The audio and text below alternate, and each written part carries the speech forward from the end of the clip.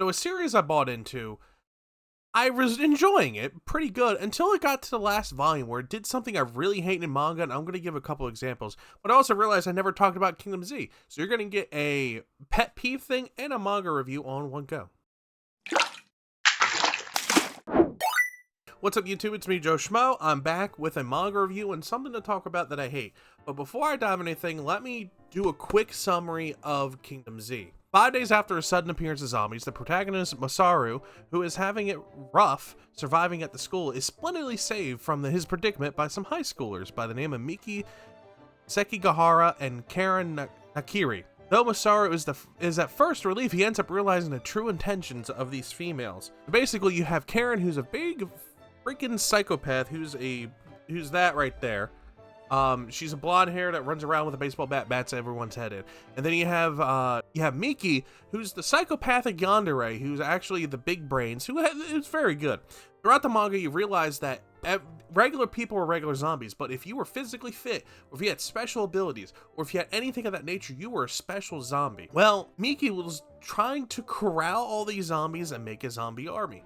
So you follow through the first volume of her plan, how they survive, how they find a judo club, how they find a baseball team, how they find all these athletes and corral them in. You learn about the plans, you learn about the very surface level characters. With this manga, at first it was good, but as I went on, I realized it was very surface level. You never really learned about the backgrounds of the characters.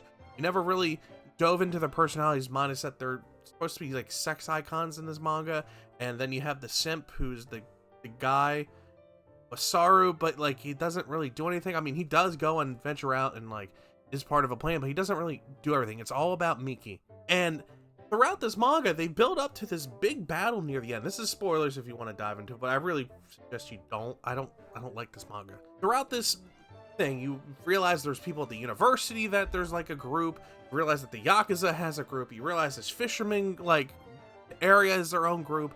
Find all these things. You start learning about the territories. You start learning, doing world building, and the world building was great. And then they threw it out the window. They had this big battle in the 5th volume that came out of nowhere, really. And then in the 6th volume, they had, which is the final volume, they had like 2 or 3 time skips. With one was like 6 months, the other was like a year and some change, the other one was like 2 and 6. I don't like that. It was obviously very rushed near the end. The author had plans for it. He wanted to go and do a bunch of different things. It was literally building up. They were putting these seeds into different places, saying, hey, this is my plan, this is what I want to do, so on and so forth. And then her big ambitions kind of die off when she just randomly joins a society, and like it drops the ball majorly. I hate the fact, this is my pet peeve, that someone's building up and then they just rush it. One good example of that is Nisekoi. Now, don't get me wrong, Nisekoi had 26 volumes, and they planned on doing more.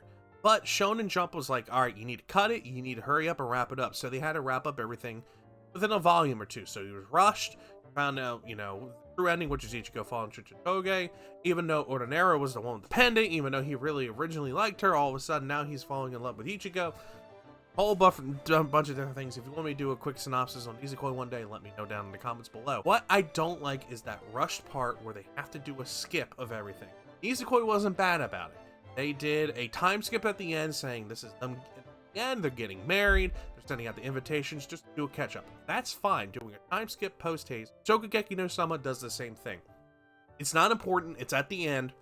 It just gives you a wrap. It gives you a closure feeling of, all right, this is 5 years down the road. This is what's happening. This is where they all ended up. Who ended up with who, because there were seeds throughout the whole story. Nisekoi did fine. I hated the fact they had to rush it. This, on the other hand, no. You found this little girl who was able to apparently control the zombies through by her speaking. There was something, they never really touched on it. There's like, oh, she's special. They found out there's other people that can do it. They think it's some genetic with the virus that, it was in the air, and they reacted differently to the body. They touched on it really quick, and then they found out there was some other guy that was doing it with the zombies, and he was his own army for hire, and then they had this big battle.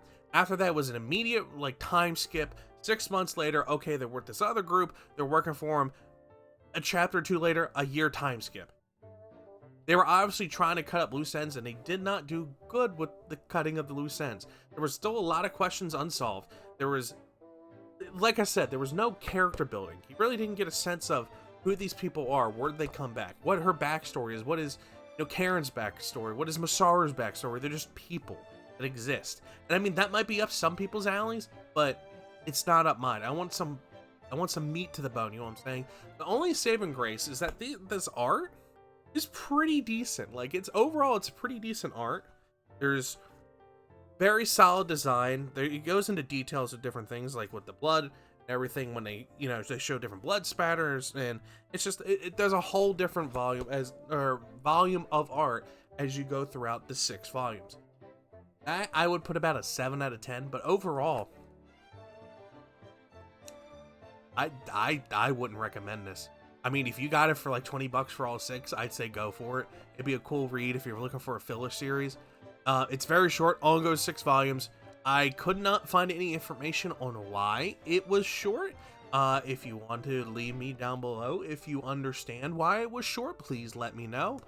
I really want to know, but there's other series out there that do the time skip thing just to fill, and I don't like that unless it's necessary. Kind of like how One Piece did a 3-year time skip. There was a perfectly good reason why.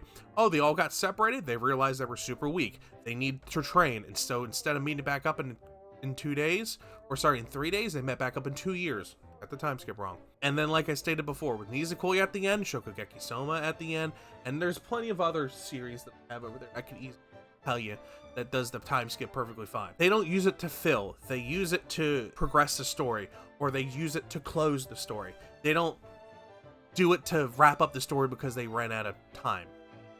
And that is one of my biggest pet peeves. And with this series, like I said, it was surface level with the characters and the art was okay. Don't recommend it, and I hate that pet peeve. Let me know if there's any series out there that you guys hate as well. If there's a series out there that bugs you like that, if there's a gripe if you read this, let me know your thoughts if you read this. If there's another series that you hate that does something similar, let me know down below. Yeah, I'm just really curious on what you guys think. But all right, I'm done rambling, and I'll catch you in the next one. Bye bye.